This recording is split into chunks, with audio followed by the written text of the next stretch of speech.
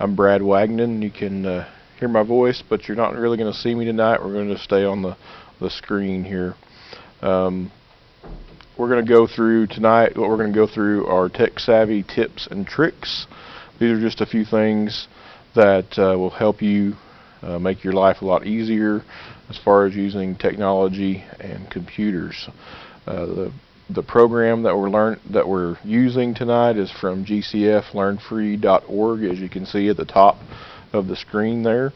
These are free trainings that anybody can use, so you can go to this website anytime and redo these trainings yourself. I don't consider myself to be real tech savvy personally, but these trainings are very simple and anybody can go through them and learn from them. So we're going to go ahead and get started. We're going to start off tonight with taking screenshots. There may be times when you want to explain or show something that's happening on your computer screen or mobile device. Knowing how to take a screenshot or picture of the screen can be handy in a variety of ways. To capture an error message, or if you're on the phone with someone that needs help finding something, you can take a screenshot of your computer to show that person what to look for. Maybe to save a confirmation number for a purchase. I actually did this today for one of our groups that applied for something online, and I had to get a confirmation number, and I was able to save that screenshot and save it to a flash drive for them. Screenshots are captured by using keyboard shortcuts or a screenshot application. There are a few screenshot options available depending on how much screen you want to capture, and you can choose to take a picture of the entire screen, an active window, or just part of the screen. We're going to talk about how to do this for Windows and for Mac computers as well as mobile devices. We're going to talk a little bit more about keyboard shortcuts later on tonight. So taking screenshots in Windows, that's what we're going to talk about first. Taking a screenshot in Windows, you'll use the print screen key on your keyboard. The image will copy it to the clipboard, and it's important to note that only one image at a time can be copied to the clipboard. If you see right here, you see the print screen button. This will copy the entire screen. Whatever is showing on your screen at that time, it will copy it. If you use Alt print screen, so Alt key plus print screen, this will copy just the active window. So you see up here, you see the whole screen is screenshotted. Right here, just the active window. Once you've taken a screenshot, you can use the keyboard shortcut Control plus the letter V to paste into applications like Microsoft Word, Google Docs, Paint, and Photoshop. In those applications, you can edit and save the image. For Mac computers, Mac operating systems, you're going to take the screenshot with keyboard shortcuts. Shift Command plus 3 will take a screenshot of the entire screen. Shift Command plus 4, the mouse changes into a crosshair, and you can choose from two options. Click and drag the mouse. Press the space bar when the mouse changes to a camera, and then click the window to take a screenshot of that particular window. So those are the two things that you would do if you have a Mac operating system. There are also screenshot apps you can use. These are an alternative to using keyboard shortcuts. There's one called Snipping Tool, or Grab is another one. Snipping Tool is included with many versions of Windows. Grab is included with all versions of Mac operating system. If you like additional options, your ability to edit images, you can download an app like Jing, Snagit, or Sketch. Snagit and Sketch also feature a time delay setting for capturing an action like opening a menu. Taking screenshots on mobile devices is another thing that people do often. To take a screenshot on an Apple device, all you have to do is press the home button, which is this button right down here at the bottom of the phone, and the sleep wake button, which is the button on top of the phone. Or if you have a newer iPhone or Apple mobile device, the sleep wake button is on the right side of the phone, right over here.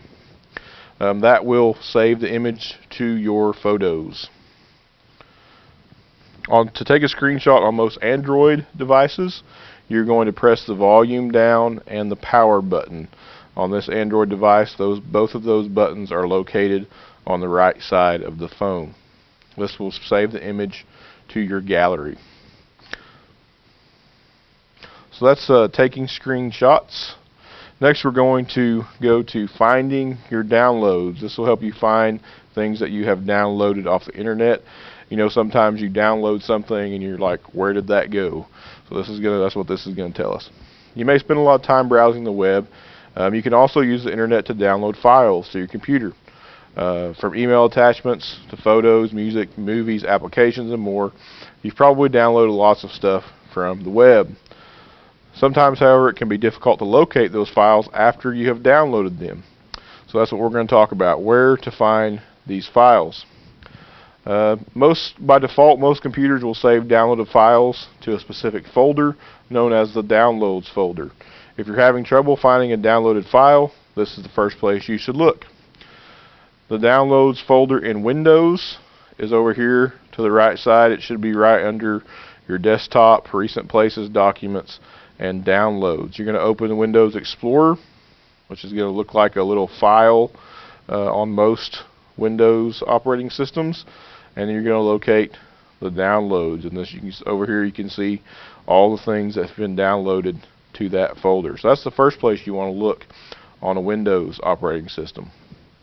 For Mac, you're going to locate the downloads file on the right side of the dock, which is this area right here. Right here looks like a little arrow, and that's going to be your downloads folder. A list of your downloaded files will appear in a stack above this folder. If you don't see the downloads folder on the dock, you can use the spotlight to search for it. Simply click on the spotlight icon in the top right corner of the screen and then tap downloads. That's what it's going to look like right here. Viewing recent downloads. You can view downloads directly from your web browser.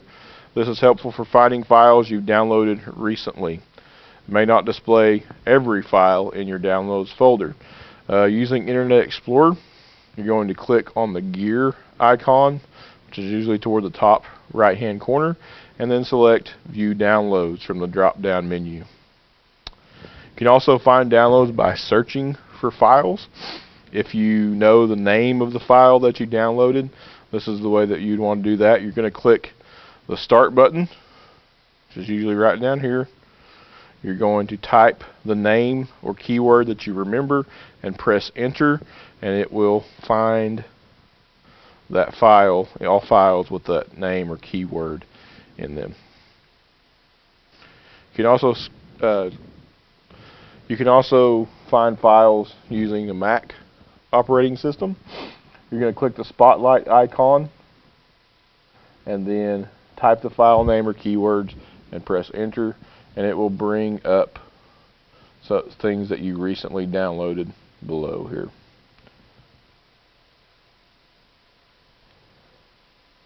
The next thing we're going to talk about is working with zip files. So what is a zip file? A zip file is a way of grouping or archiving multiple files so that they act like one file. For example, let's say you want to email a folder of Word documents to someone. You could attach each file individually, or you could put it in a zip folder, a zip file. Another advantage of zip files is they're compressed, which means the total file size is smaller, which means they will take less time to upload, especially if you're posting them to the web. Your recipients will also be able to download them more quickly. Some file formats like MP3s and JPEG images are already compressed. You can still zip these type of files, but the file may not get much smaller. So to create a zip file, you don't need any additional software. To create a zip file in Windows, you're going to select all the files that you want to add to the zip file. And the way that you're going to select more than one file, it may cover this in keyboard shortcuts, is you're going to click on the first file that you want to select, and then you're going to use Shift and click on the last file that you want to select. That will select those two files plus all the files in between them. Then you're going to right click on those files and a menu will appear. You're going to click the option that says send to, and then over here compressed zip folder. A zip file will appear, and if you want to, you can type a new name for this zip file. This one example happens to be cake recipes. Once you've created a zip file, you can add more files by dragging them to the zip filed icon. To create a zip file with a Mac operating system, you're going to select all the files that you want again to add to the zip file. You're going to right click again. If right clicking is not enabled, you can hold the control key and then click. The menu will appear, and you're going to compress the items. So here 12 items have been selected, so you're going to hit compress 12 items. The zip file will appear by default. The name will be archive.zip. You can create a new name if you want to for that zip file. Again, these are cake recipes, so that is the name of the file. In the Mac operating system, once you've created a zip file, you cannot add more files. If you need to add files, you will need to create a new zip file that contains all of the files you want. If you would like to protect this zip file with a password, there are different programs you can use, 7-zip, pzip, stuffit. These programs have additional features like password protection. If you add a password to your zip file, it is important to tell recipients what the password is so that they can open it. And there's an example. Opening zip files. In Windows, you treat zip files just like all other files. You can open a zip file and move files into and out of it and open individual files just like you would if they were in a folder. So you're going to double click the zip file. It will open just like a regular folder, and you can now double click any file in the zip file and open it. Windows makes it easy to work with zip files. There's generally no need to unzip them. However, if you would prefer to unzip them, you can simply right click and hit extract all. To open a zip file in the Mac operating system, it's a little bit different. You're going to, instead of opening the file directly, you're going to unzip the files and place them in a new folder. And then you can open the folder to access individual files. So you're going to again double click the zip file. The folder will be created with the same name as the zip file, and you can double click that folder to open it. And again, you have all the files that you zipped inside that folder. From there, you can just work with them like you would any other file.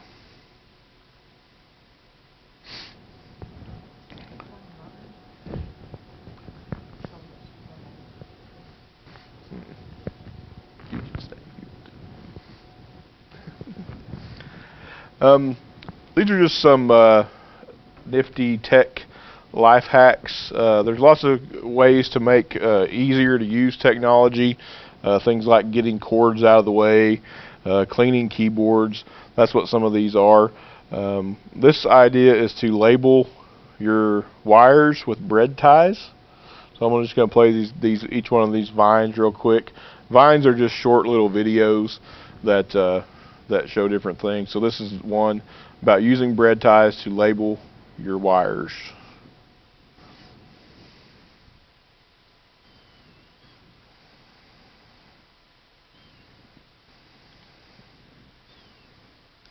The next one is keeping wires handy with a binder clip.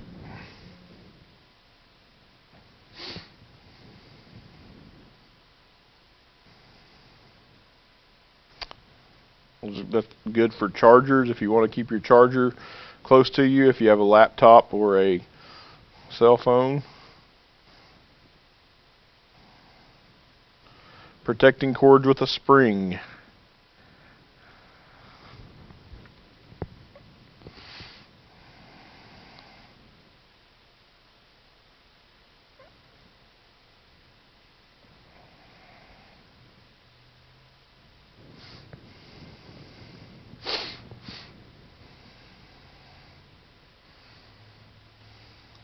Make a black light from an iPhone or any phone with a flashlight.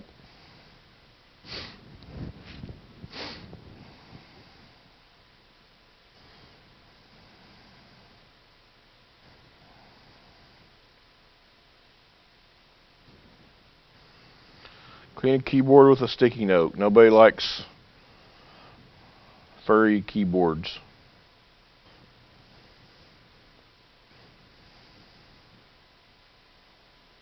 That was kind of a little bit gross there.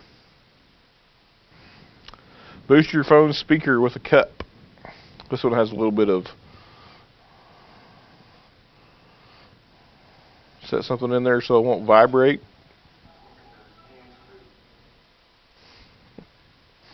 And using earbuds as a shutter button.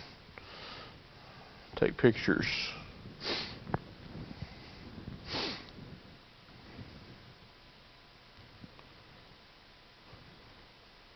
So there's just a few small things you can do to make your life with technology a little bit easier. The next section is talking about creating screencasts. A screencast is a recording of the computer screen combined with narration. So basically what we're doing tonight. But there are ways to make a screencast that don't require a lot of software and things like that. There are some things you can do that are simple and easy. Why would you want to create your own screencast? You might have a friend or relative who has trouble using their computer. You could create a screencast to show them how to access email or use a specific program, which is something that we're trying to do tonight. Whenever they need a reminder, they can just watch the screencast again. You could create a screencast at work to show employees how to use company software. Or you might know a lot about a specific program like Photoshop and want to share your knowledge with other people. So those are some reasons why you might want to do that. The first thing you'll need is screencasting software. You will have to have some sort of software, but there are many different programs you can use, including Camtasia, ScreenFlow, Snaps Pro, and Jing. Some programs are free. Others can cost several $100s. You should be aware that creating a screen recording takes a lot of computer power, and some of the free programs may produce low quality videos. You may have to try 2 or 3 programs before you find one that works well with your computer. If your computer has a built-in microphone, you don't need any additional hardware. However, if you want a better sound quality, you can buy a mic that plugs into your computer's USB ports. There are many different ways to create a screencast. The quickest way is to simply press record in your screencasting program. This method works for some screencasts, but it also has disadvantages. For example, you might get halfway through your screencast and realize you don't know what you're going to say next. You may also have accidentally leave out some important points. So it might be important to create a script before you start recording, which is what I'm doing. I'm reading from a script. The script can be just a few notes jotted down, or it can be the full word-for-word script. The most important thing is to decide what you want to cover in your screencast. Try to speak with a clear voice so that your audience can understand you. Hopefully I'm being understandable tonight. Also try to make your mouse movements as smooth as possible. If the mouse pointer is moving too quickly, like this one is, it may be difficult for the audience to follow it. Many screencasters get better results by recording the audio and video separately, since they don't have to do 2 things at once. And then they can edit the audio and video together so that everything is in sync. Most screencasting programs allow you to do basic video editing. Editing can make your screencast clearer and more professional. And so here's a few things you might consider doing with your screencast.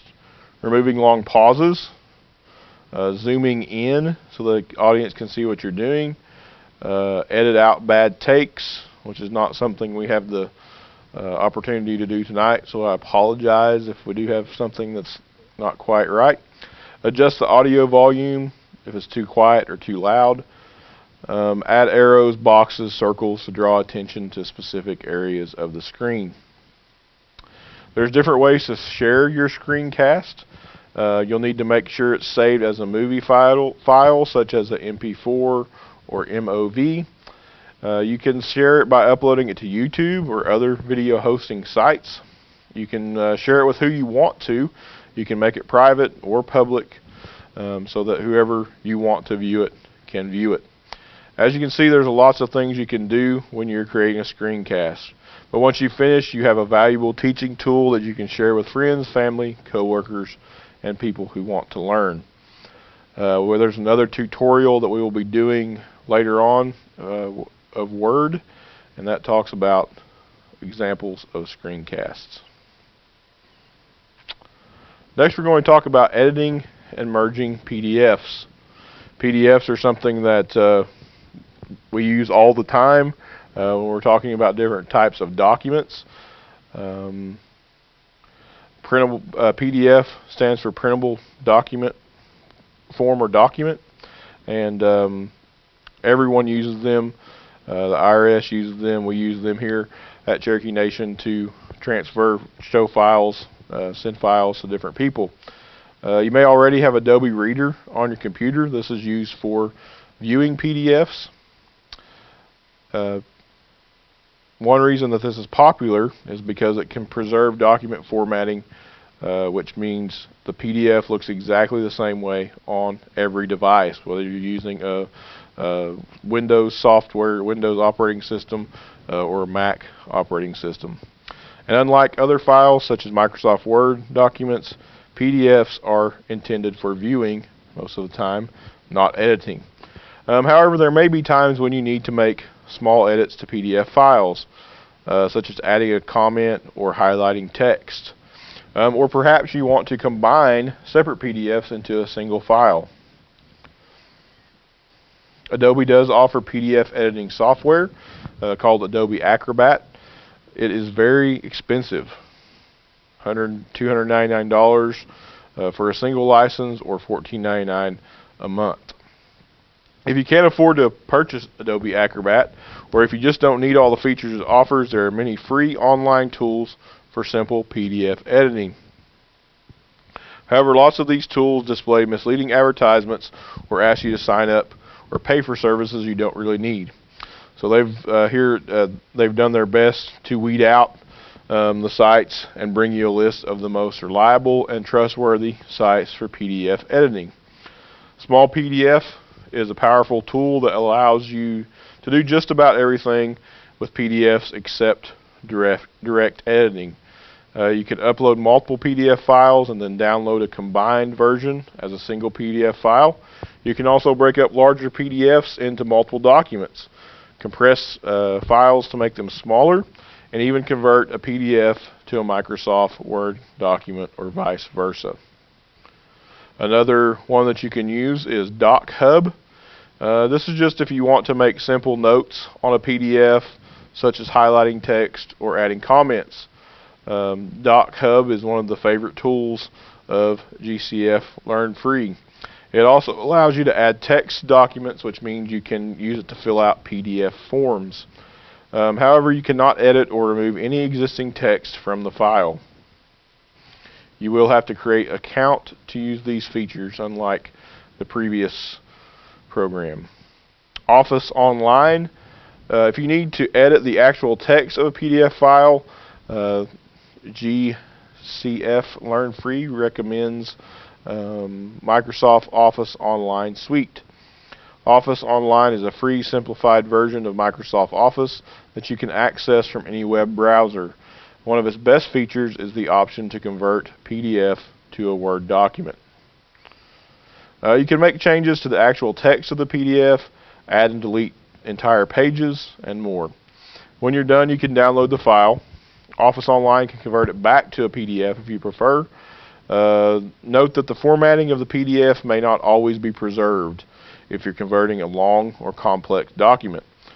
But they have found that this tool to be the most reliable way to actually edit a PDF file online. Some tips to clean up messy formatting. This says, let's say you're typing an email to a prospective employer and you want to list some of your skills and experience. Since you already have them listed on your resume, you decide to copy and paste them into your email. But something doesn't look right. The font size are different from the rest of the email, making it look inconsistent. When you copy text from one program to another, your computer also copies much of the formatting, such as font, size, color, and more. Sometimes this is a good thing. However, it can cause problems. If the formatting doesn't match, it can cause the text to look inconsistent. There is an easy way to fix this. Remove the formatting before pasting it. We're going to show you a way to do this with your computer's built-in text editor. To get started, you'll need to open a text editor. Every computer has a built-in one. In Windows, it's called Notepad. It's usually found under Accessories in the Start menu. If you're on a Mac, you'll use Text Edit.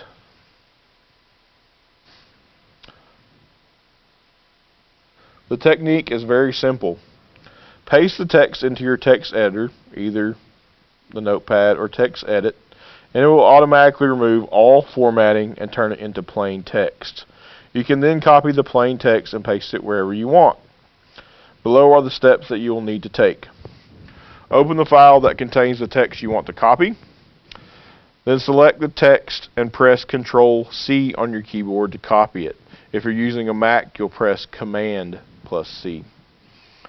In your text editor, press Ctrl-V or Command+V to paste the text. Make sure all of the text in the text editor is selected, and then press Ctrl-C or Command+C. You can now paste the text wherever you want to using Ctrl-V, and it will take on the formatting of the surrounding text. For example, you could paste it into an email, document, spreadsheet, or any other program that uses text. Text editors remove extra formatting because they don't know what to do with it. The only thing that they do is know how to work with text, so they preserve letters, numbers, and many other characters while removing the colors, fonts, and formatting. A couple other situations where you might want to use this technique.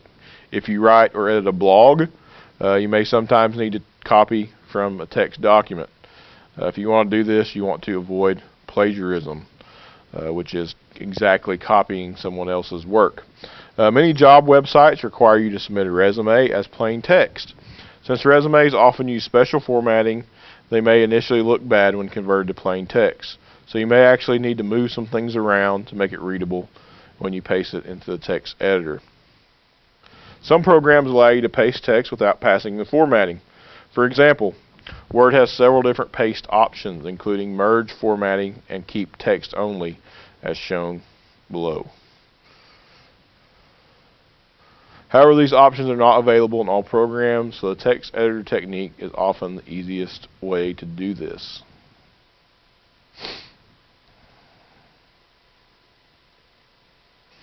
Alright, we're going to move on down here to the portion that says safety and security.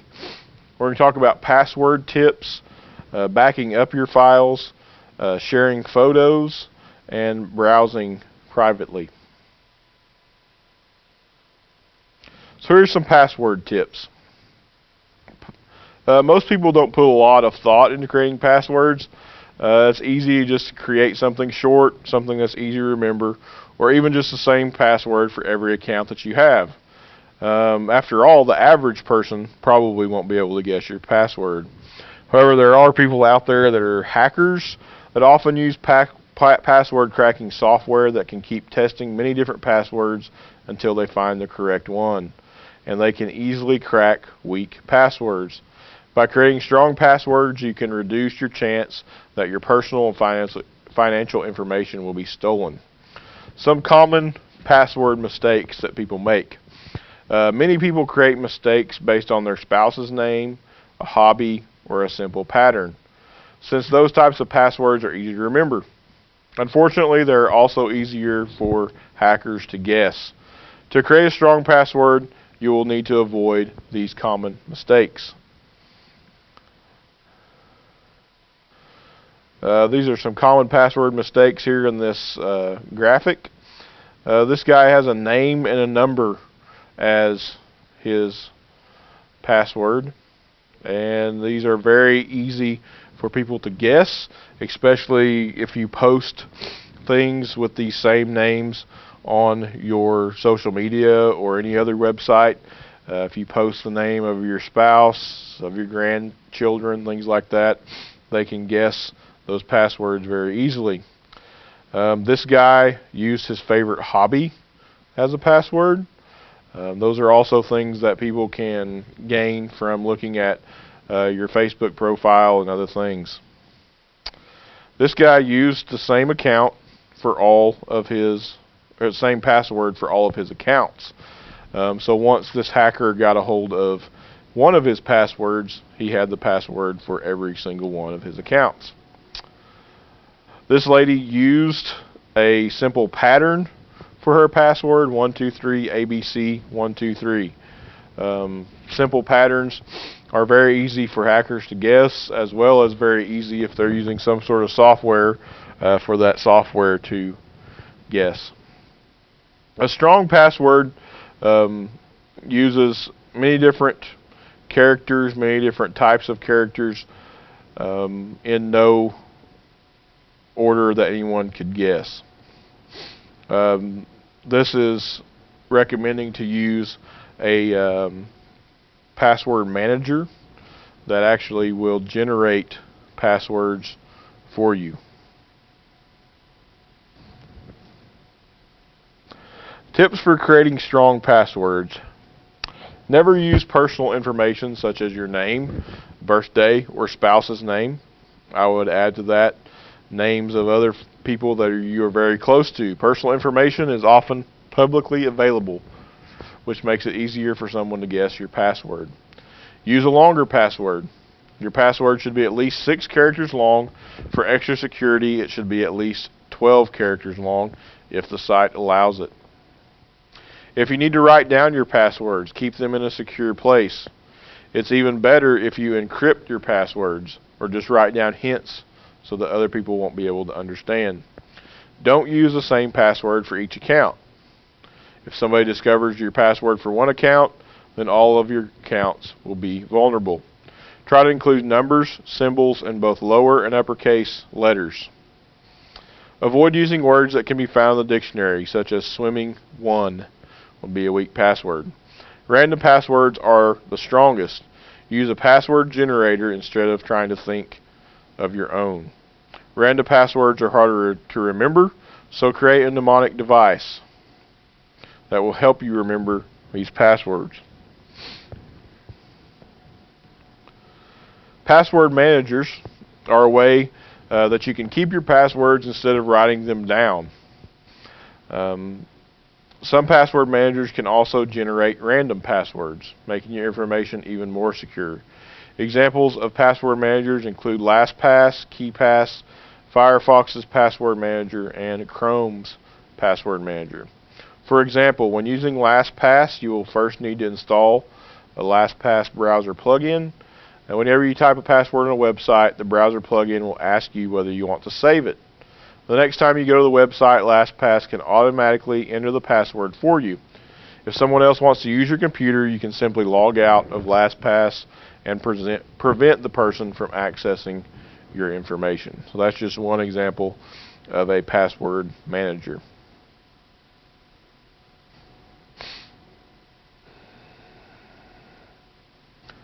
Backing up files. This is something that a lot of people neglect to do. As we become more dependent on technology to help accomplish our everyday tasks, we tend to forget how easily information stored on our computers can be lost. Imagine what would happen if your computer was misplaced, damaged, or even stolen. You would lose any important music, documents, photos, and other files. It may be possible to repair or recover a computer. The files could be lost forever. You can protect your files from accidental loss by creating a backup on an external hard drive or online backup service. Probably one of the easiest ways to back up your files is with an external hard drive.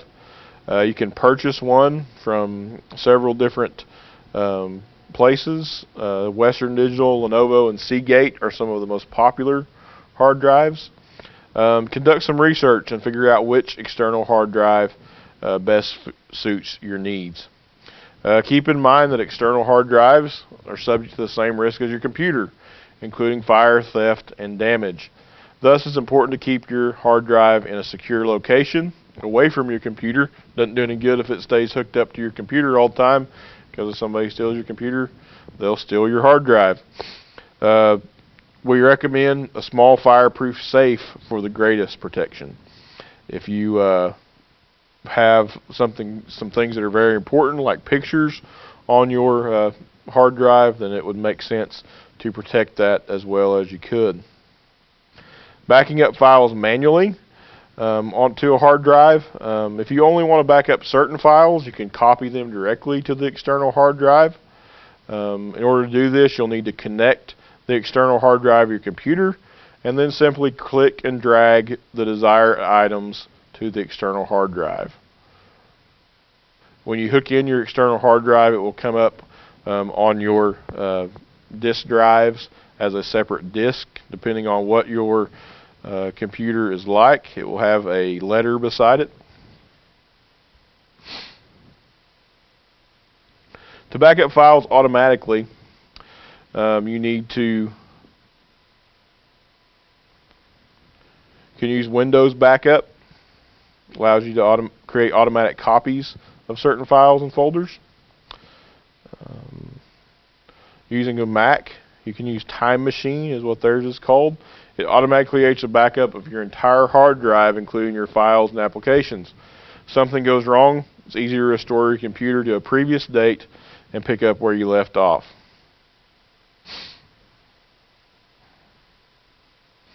If you choose to back up your entire hard drive, the initial backup could take several hours. So select a time when you do not need to access your computer. Overnight usually works best. Additional backups should be scheduled on a regular basis, but these will take less time because you'll only need to copy your most recent files. Backing up your files online has become more popular lately.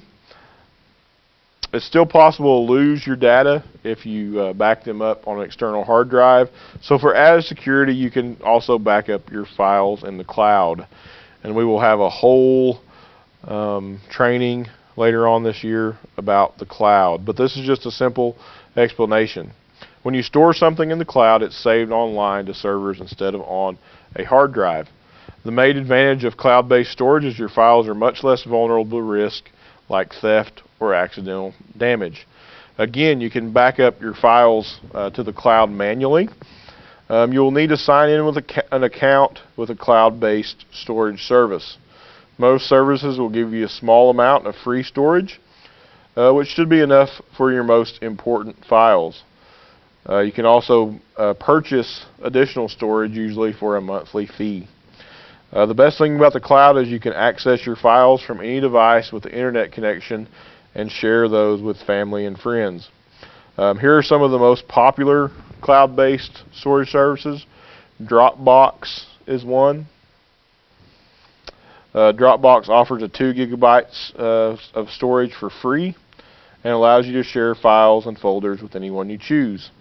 Google Drive is a cloud storage service offering 15 gigabytes of free storage.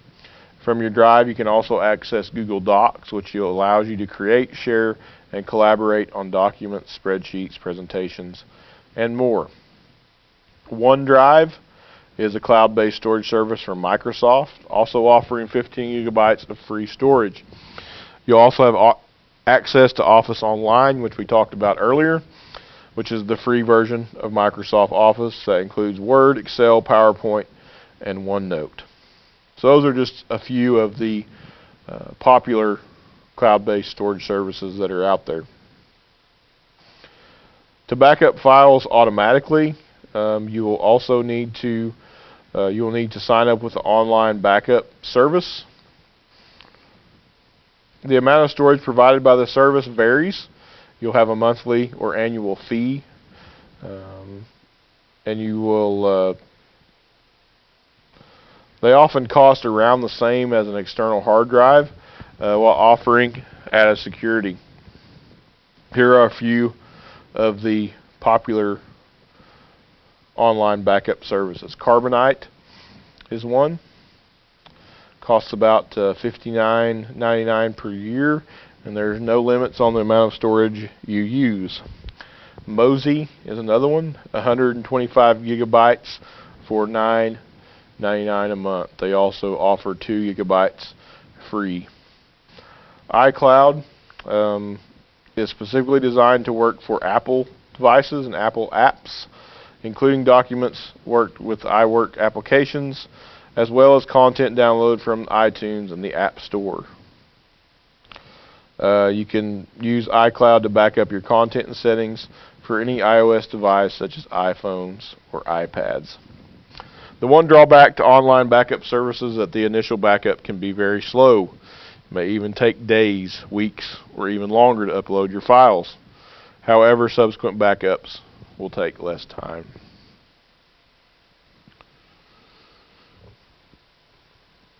Sharing photos privately. Social networking sites like Facebook have made it easy to share and communicate online, especially when we're sharing photos. Social media networks are convenient to post photos online, but don't provide much privacy. If you do not prefer to share your photos with everyone, there are several ways to share them privately. If you need to share a photo privately, you can simply attach it to an email message. It's important to realize, however, that email isn't too convenient for sharing lots of photos, because photos are usually large. You won't be able to attach more than a few pictures to any given email. Rather than sending multiple emails with lots of attachments, you can upload your photos to a cloud-based storage device. Once you're there, you can share an entire gallery, for example, of pictures privately with a selected group of people.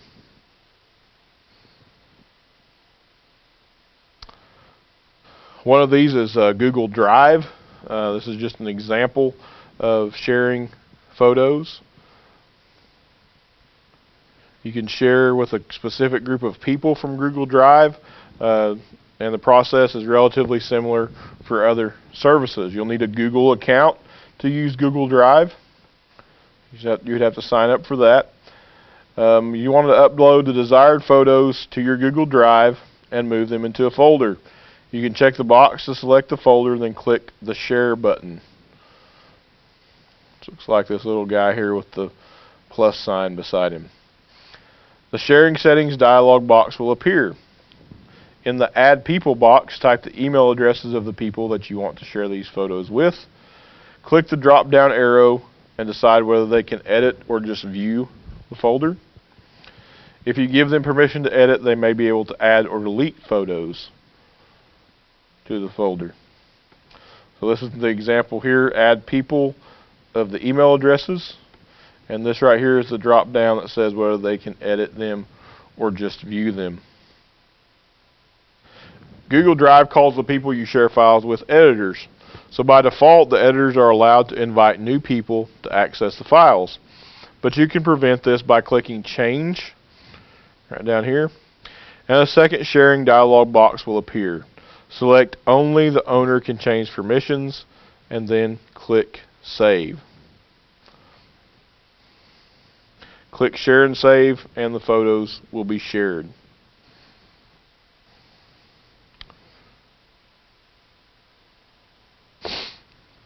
Other ways that you can share photos privately include Shutterfly, Dropbox, Picasa.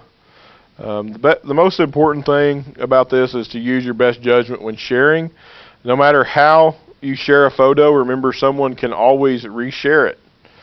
Be aware of the possibility that private photos could be shared with more people than you expect. You should never share a photo that could ultimately prove embarrassing or inappropriate if seen by the wrong person. Doesn't matter who you're sharing it with, they can reshare it.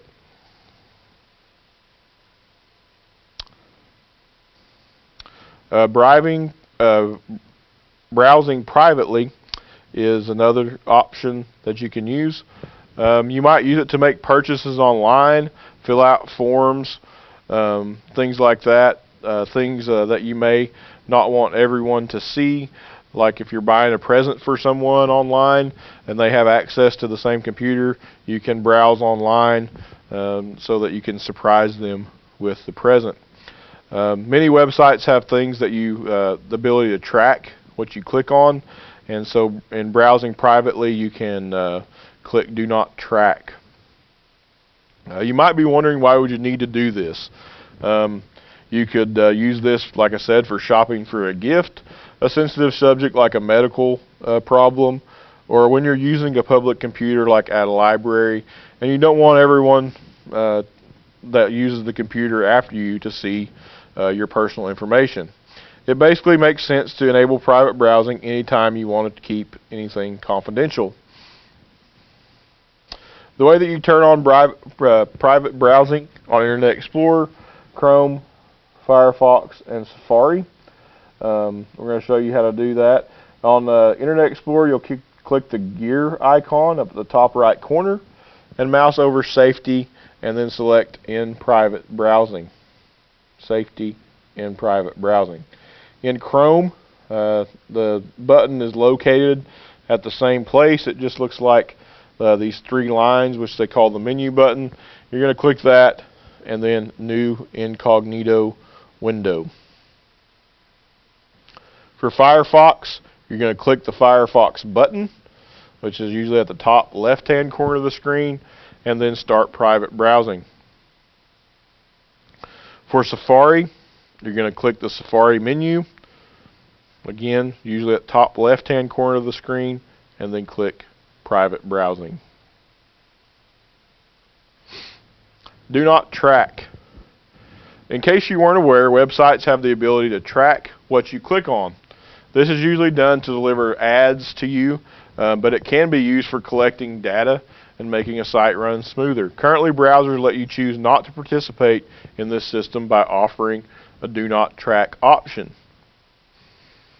Do Not Track asks each website you visit not to track your activities.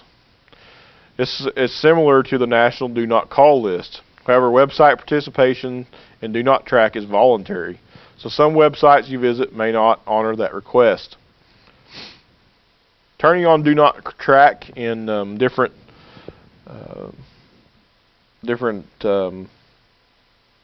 browsers. Internet Explorer Do Not Track option is again located in the Safety menu.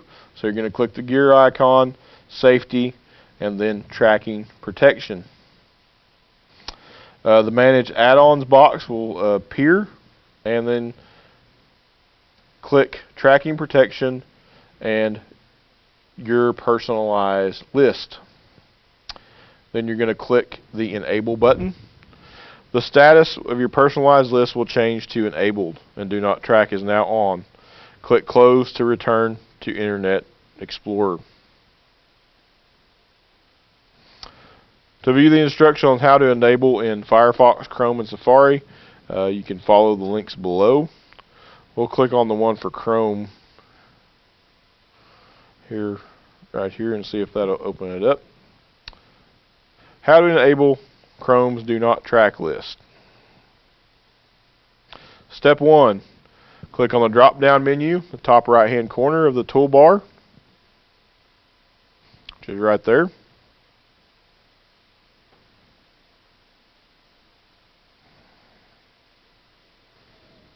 I'm going to click off this because it's going to play a video. I'm not sure what video that's going to play, so we're just going to move on. Internet Explorer, if you want to come back and click these links, if you come to GCF FreeLearn, you can do so. Alright, the next couple sections have some videos that we're going to play with some sound. So we're going to do that here in just a second. Keyboard shortcuts are keyboards or keys or key combinations you can press on your computer's keyboard to perform a variety of tasks.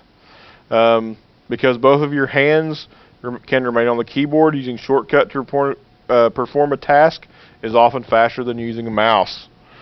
Keyboard shortcuts are also universal, meaning once you learn them, you can use many of the same shortcuts for a variety of different applications. Note that keyboard shortcuts are different for Windows and Mac computers. In this lesson, we're going to share common shortcuts for both. So we're going to watch this video real quick. It's about 3 minutes long, and it's going to share some of the common keyboard shortcuts.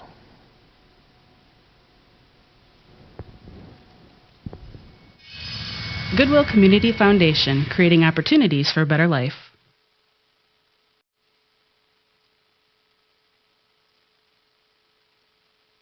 Keyboard shortcuts are keys, or a combination of keys, that let you perform certain tasks on your computer, so you don't always have to rely on your mouse.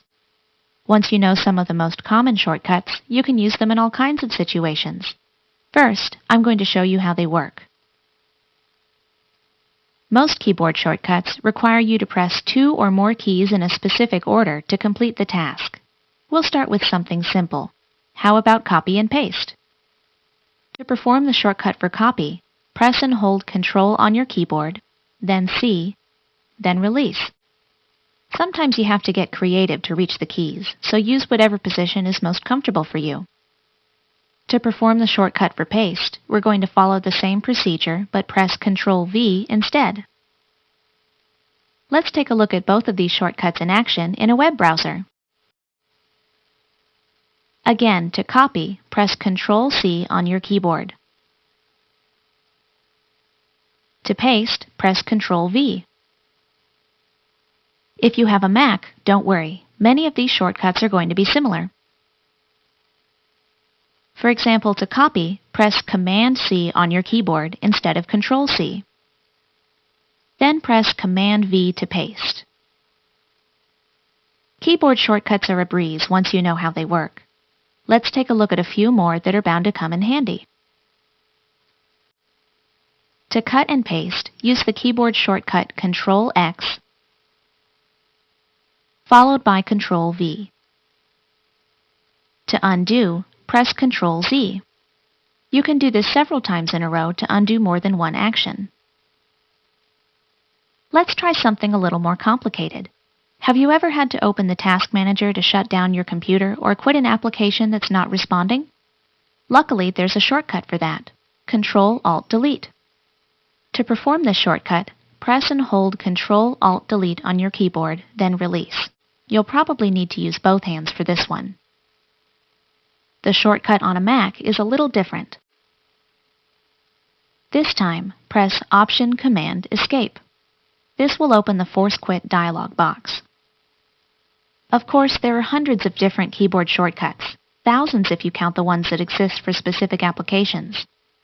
If you're interested in learning more, try in some of the programs you use every day. Many applications list the keyboard shortcut right next to the task. Hopefully you'll find some that'll make your life and your workflow just a little bit easier.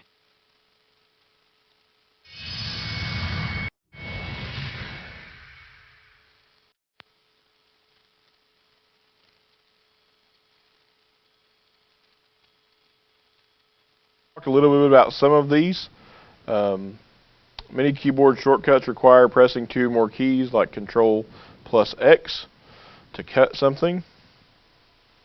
In many applications, you'll find the keyboard shortcuts next to the menu items, like here, Control X for cut, Control C for copy, Control V for paste, Control A for select all, or to make something bold, Control plus B. Here's a list of common keyboard shortcuts: cut, copy, paste, select all, undo, find a word, or quit an app that has stopped working.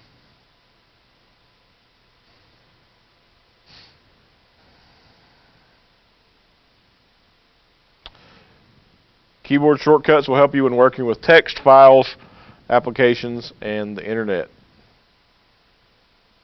You're going to use the Control or the Alt key to perform most of the common keyboard shortcuts.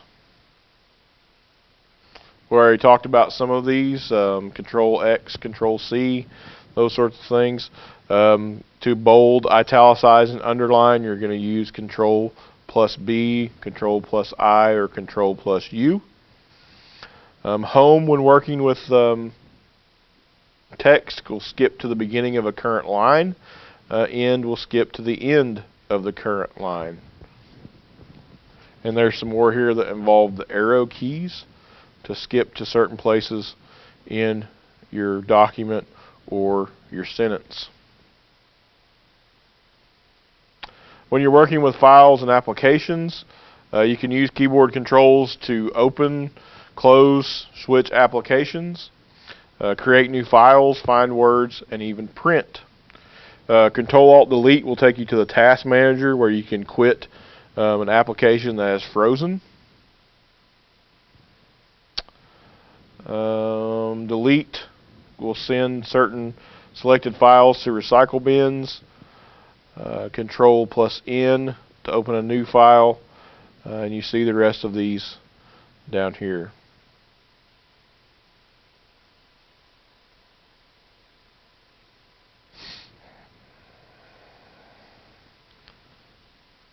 Control plus the dash key will zoom out when viewing a photo in an application like Windows Photo Viewer. Control plus the equal key will zoom in. You can use Alt F4 to quit an application, or the Windows key if you have a computer that has that, to go to the Start menu. There are certain tools you can use on the internet as well for shortcuts. Copying and pasting work pretty much the same way. Control C and Control V. You can use Control N to open a new browser window, or Control plus R to reload a current browser page. If you use Tab when you're filling out a web form, it will most likely move your cursor to the next field. Control plus D to bookmark a page. Control plus V to view your bookmarks. The Alt key is also used several times in keyboard shortcuts. For example, if you type Alt plus F plus X, you can quit an application. Here's some things you can try on your own computer to practice some of these keyboard shortcuts.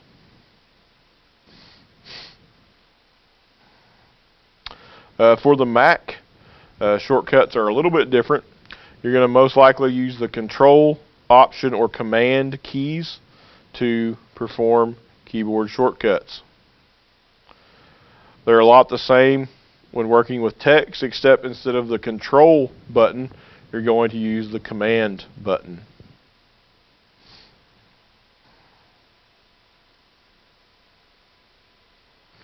For the Task Manager or the Force Quit applications dialog box on a Mac, you're going to use the Option plus the Command plus the Escape key to quit applications that may have frozen.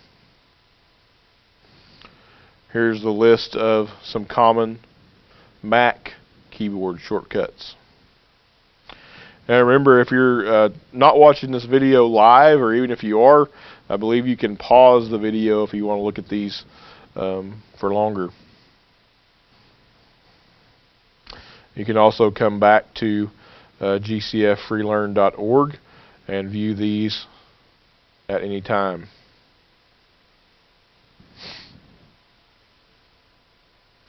As you can see, a lot of the Mac shortcuts are using the same letters, but using the Command key instead of the Control key.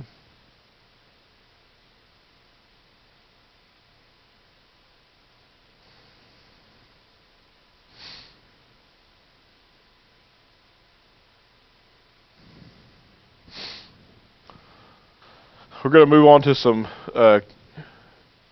mouse shortcuts. Your mouse can be used for more than just clicking buttons and web links. When working with text or using your web browser, it has a lot of extra capabilities that help you save time. By using double clicks, triple clicks, and the right mouse button, the scroll wheel, you can quickly select text, display menus, and change views. You probably already double click with the left button to open files, but you can also double click to perform other tasks. If you're working with text in a word processor or email, double clicking a word will automatically select that word. Then you can copy, delete, or add formatting to that text. Many people don't realize that triple clicking with the left button is a useful shortcut, making selections in many situations. In many word processing applications, you can triple click a paragraph to automatically select the entire paragraph. You can also select a URL, for example, by triple clicking it. If you want, you can use the keyboard shortcut Control-C or Command-C to copy the URL. In many applications, right-clicking displays a menu that is specific to that application. Depending on what you've selected and where you click, the options on the menu will change, be relevant to the context you are in. You can right-click your desktop to change your background or other view options, such as arrangement of files and applications. When you right-click in a word processor like Microsoft Word, formatting options will appear. When you combine with double-clicking or triple-clicking to select text, you can quickly format words and paragraphs as desired. In your web browser, selecting a word and right-clicking will allow you to search that word.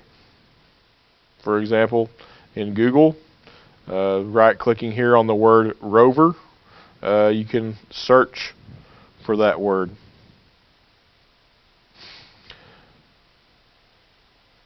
The scroll wheel is also useful in some applications.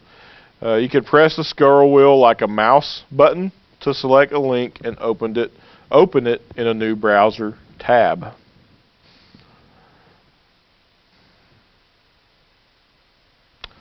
Some websites and applications like Google Maps allow you to zoom in and out by using the wheel up and wheel down.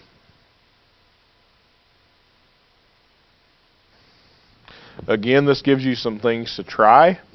If you want to come back and watch this video or go to gcffreelearn.org and try these things, feel free to do so.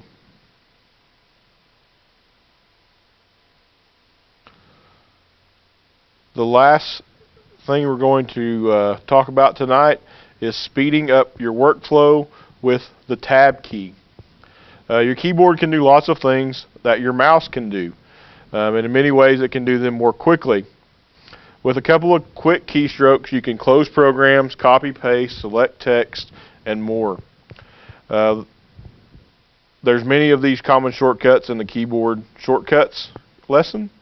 One of the favorites at GCF Freelearn or Learn Free is the Tab key. The Tab key isn't just used to indent text. Many programs and websites allow you to jump to different parts of the screen using the Tab key. For example, let's say you're signing up for a Google account. You'll need to type your first, last name, username, password, etc.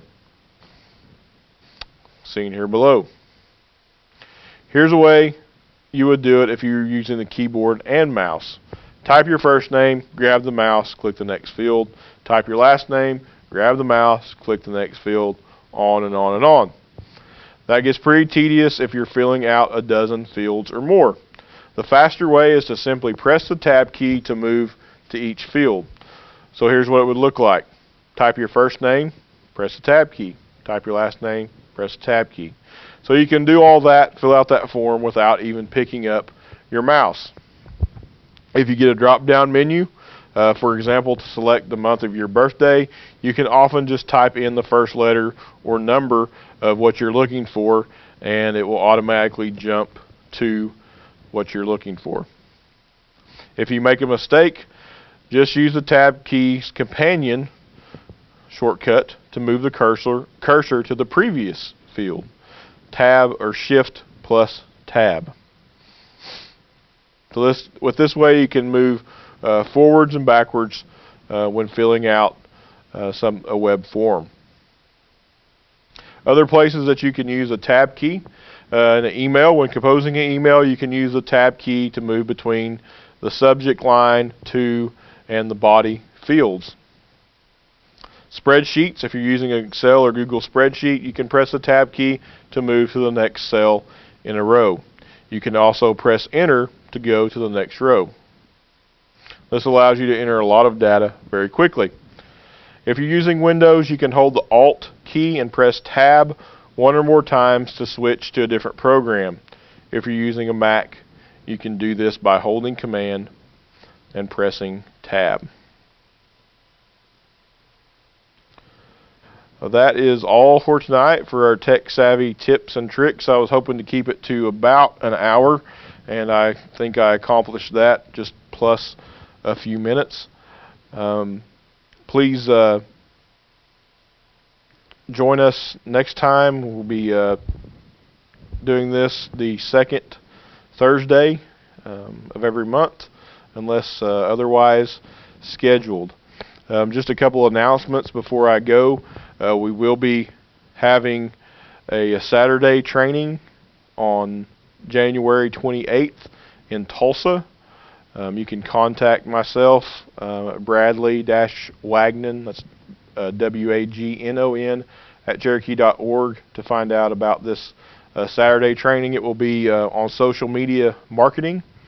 And then we will be having our monthly leadership presentation on January 31st. That's the last day of the month. We'll be doing one at 10 a.m. and one at 6 p.m. like we normally do. Chris Welch will be presenting that Tuesday. The topic will be why people do what they do, and that will be getting to know your personality type so that you can work with others better. So I want to thank everybody for watching this video. I hope you learned something because I know I did. Thank you.